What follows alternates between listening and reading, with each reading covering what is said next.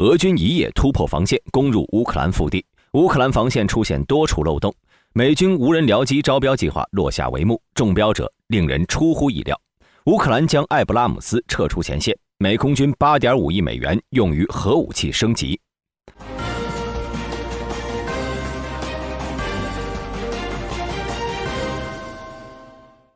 自从4月22号开始，俄军就在阿夫迪夫卡以西取得了一定进展，从战线长驱直入，直插乌军后方没有设防的奥切雷蒂诺，并在4月26号稳固了阵地，并且形成了一个非常尖锐的突出部。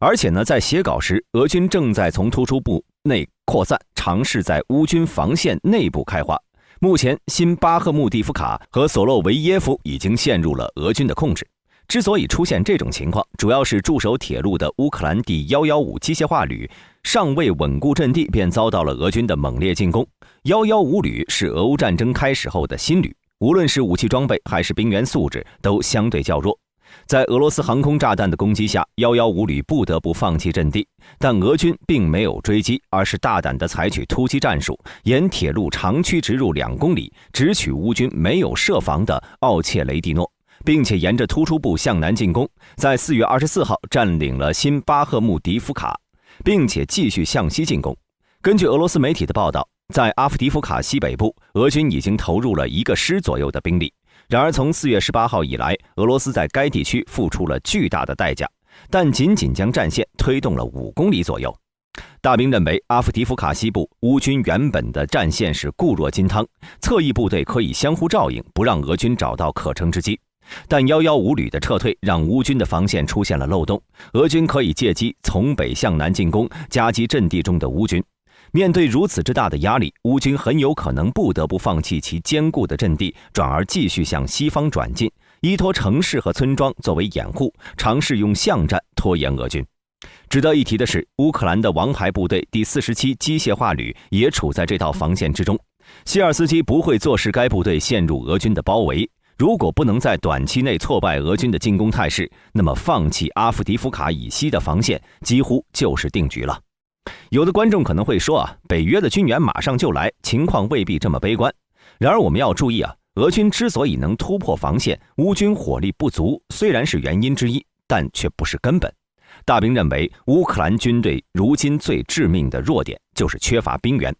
我们还拿47旅为例，该旅呢从拉伯蒂诺调来后，一直试图控制阿夫杰耶夫卡，后来呢又退守了别尔蒂奇，现在又退到了奥切雷蒂诺。1年来，整个部队的士兵几乎没有休息，一直处于高强度战斗中。不用我多说，各位可以想象，这势必会影响乌军的战斗能力。同时，经过2年的消耗，乌军中的老兵消耗也十分严重，现役部队训练青黄不接。比如在115旅离开阵地后，俄军在突入的过程中几乎没有受到乌军后方部队的有效抵抗。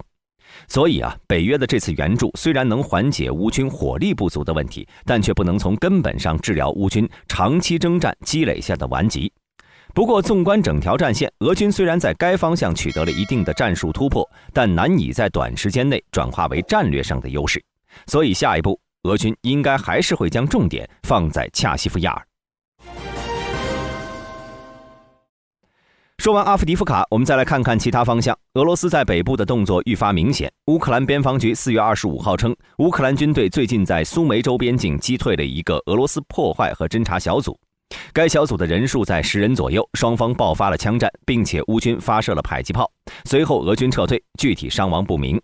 而在恰西夫亚尔附近的战斗仍在继续，但战线仍僵持在恰西夫亚尔东郊的恩村，以及恰西夫亚尔东南部的艾村和 K 村。俄乌双方依旧在进行阵地战争夺。俄罗斯第217空降团和第11空降旅的部队在东部正面方向进攻，其余4个旅团级部队同时在恰西夫亚尔的侧翼作战，试图孤立该城市并进行包围。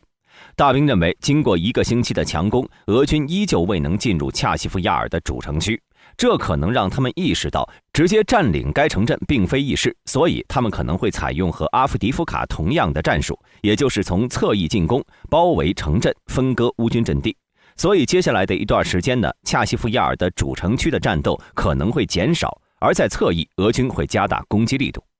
在顿涅茨克，俄罗斯军队在该地区继续发动进攻行动，向顿涅茨克市以西推进。俄罗斯军事博主声称，俄罗斯军队从2个方向进行了加强连级规模的机械化攻击，并在克拉斯诺霍里夫卡南部和东南部取得了一定进展。在1天之内，对克拉斯诺霍里夫卡的乌克兰阵地进行了30次的 FAB-500滑翔炸弹袭击，这种情况可能会在北约武器抵达后缓解。4月25号，俄罗斯军队对乌克兰铁路和物流基础设施进行了导弹袭击。俄罗斯军队可能使用了伊斯坎德尔 K 导弹袭击了切尔卡瑟州斯米拉的一个后勤和铁路连接点。哈尔科夫州军事管理局局长西内胡伯夫表示，俄罗斯军队的1枚导弹袭击了哈尔科夫州巴拉克利亚的一个火车站。大兵认为，俄军已经开始改变他们的目标了，不再打击乌克兰的能源系统，改为袭击乌克兰的基础交通设施。很明显，在美国批准了610亿军援后，改变攻击目标显然是要阻止乌克兰军队将北约援助的装备快速地运抵前线，从而继续限制乌克兰部队的作战能力。美国空军在4月24号宣布，他们选择了安杜里尔和通用原子公司负责设计、制造和测试其第一批无人机僚机。关于合同的授予呢，标志着该美国空军迄今为止最重要的一步。因为它的目标呢是创建一系列使用人工智能软件驾驶，并且与有人战斗机并肩飞行的无人机，比如 F-35和6代机。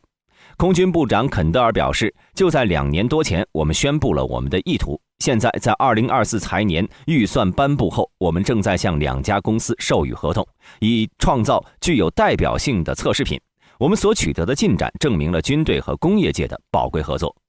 空军已经将 CCA 计划作为其机队现代化的关键任务。该部门希望 CCA 比有人驾驶飞机便宜，但仍能够在战斗中进行空袭、侦察或者执行电子战行动，从而扩大有人驾驶飞机的攻击范围。目前，空军计划部署至少1000架 CCA。通用原子公司正在推销其名为 Gambit 的自主协作无人机，作为空军的首款 CCA。通用原子公司2年前推出了 Gambit， 并表示其先进的人工智能和自主软件将有助于提高高质量的情报、监视和侦察能力。通用原子公司发言人马克表示，该公司的 CCA 是 XQ-67 无人机的衍生品，利用 XQ-67 的底盘，该无人机的成本将会更低。通用原子呢，想必各位都已经非常熟悉了，而另一家公司安杜里尔，各位可能有些陌生。该公司的成立始于2017年，有多家美国军方部门的背景，比如国土安全局、国防创新部、国防创新委员会等。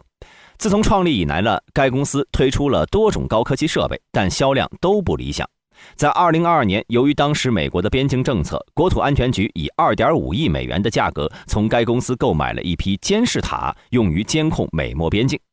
而这次安杜里尔对 CCA 的竞标被称为 Fury。该公司表示 ，Fury 无人机将采用他们自行研发的操作系统，但具体情况该公司并没有透露太多。大兵认为，装备的无人化已经成为未来军事发展的主流了。比如 F-35虽然是隐身战机，但在攻击时也会打开武器舱，暴露其位置，而无人机的出现则可以避免这种情况。有人战机只需要进行指挥和目标选择，全程保持高度隐身。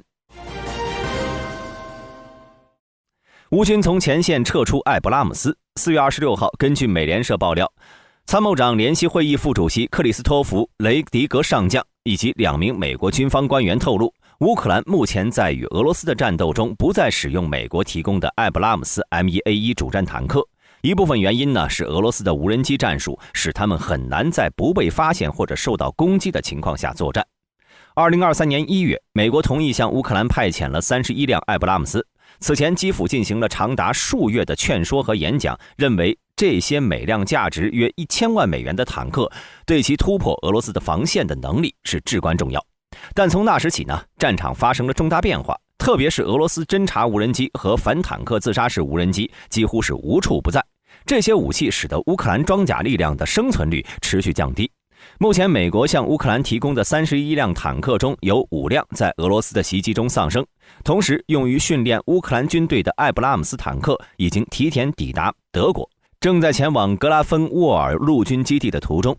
格雷迪上将表示，目前这些坦克已经从前线移走，美国将与乌克兰人合作并训练战术。他表示，在无人航空系统无处不在的环境中，大规模装甲可能处于危险之中，这使得我们不得不考虑改变战斗的方式。我们将与我们的乌克兰合作伙伴以及当地的其他合作伙伴合作，帮助他们思考如何现在在这种变化的环境中使用它。相信我们很快就能看到成果。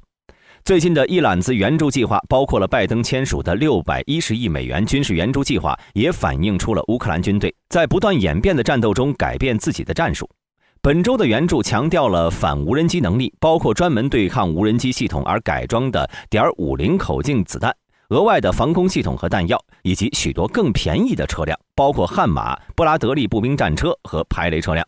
大兵认为，虽然乌克兰将艾布拉姆斯撤出阵线，但这并不意味着乌军的作战能力出现某种变化，因为乌军目前主要是在打防守战，而坦克作为进攻性武器，在城市防守战中呢，并不能发挥多少作用，反倒是其他反无人机设备对现在的乌军来说至关重要。美军从2个非洲国家撤军。4月25号，美国2名官员表示，美国将从乍得和尼日尔撤出大部分部队。这2个非洲国家呢，都是美军打击萨赫勒地区极端组织的重要据点。而尼日尔执政的军政府上个月终止了一项允许美军在西非国家开展行动的协议。最近几天，邻国乍得也质疑现有的协议是否允许在那里作战的美军。美军将重新安置目前在乍得的部署大约100名士兵中的大部分，而在尼日尔被派往那里的1000名美国人员的大多数预计也将离开，具体细节尚未公布。美国国务院在24号晚些时候在一份声明中说，预计美国和尼日尔官员准备在尼日尔首都尼亚美举行会议，就美军有序和负责任的撤军展开讨论。自从7月叛乱士兵推翻该国民选总统以来，尼日尔和西方国家之间的关系急剧恶化。此后，尼日尔军政府要求法国军队撤离，转而求助于俄罗斯寻求安全。本月早些时候，俄罗斯军事训练员抵达，并加强该国的防空系统，并带来了俄罗斯装备，同时训练尼日尔人使用这些武器。尼日尔在美军在非洲萨赫勒地区的行动中发挥着核心作用。该地区位于撒哈拉沙漠以南的广阔地区，附近呢有数个对美国有敌意的武装分子集团。尼日尔是美国阿加德兹市一个重要空军基地的所在，距离首都约920公里，用于有人和无人侦察飞行和其他行动。从2013年开始在尼日尔展开行动以来，美国还投资了数亿美元用于培训尼日尔军人。美国国务院发言人韦丹特·帕特尔表示，美国仍在与乍得就安全伙伴关系进行谈判，并预计这些谈判将在该国5月6号总统大选后进行。格雷迪在接受美联社采访时表示，如果2国最终决定美国不能留下来，军方将不得不寻找替代方案，在萨赫勒地区执行反恐任务。4月24号，2匹军马在被建筑噪音吓到后并掀翻骑手后，在伦敦的街道上奔跑了数公里，一路横冲直撞。当天，英国陆军在白金汉宫附近举行例行演习，但是由于早高峰时段参观人数过多以及混乱的环境，4匹军马挣脱了控制并冲入街道，1匹马同样失控，但并没有挣脱控制。英国国防采购部长詹姆斯·卡特利奇表示，3名从战马上摔下来的士兵因受伤住院，但预计会完全康复并返回工作岗位。但2匹马受伤严重，不过目前生命体征平稳。其中呢，一名叫做维达的白马受到了撕裂伤，并被拍下了照片。2匹马撞碎了一辆出租车和一辆旅游巴士的窗户，但并没有造成人员损伤。皇家骑兵团指挥官马特·伍德沃德表示，这些马匹呢一直在为即将到来的阅兵式进行训练，并被一个工地的建筑材料撞击声吓坏了。好了，本期视频到此结束，我是大兵，我们下期再见。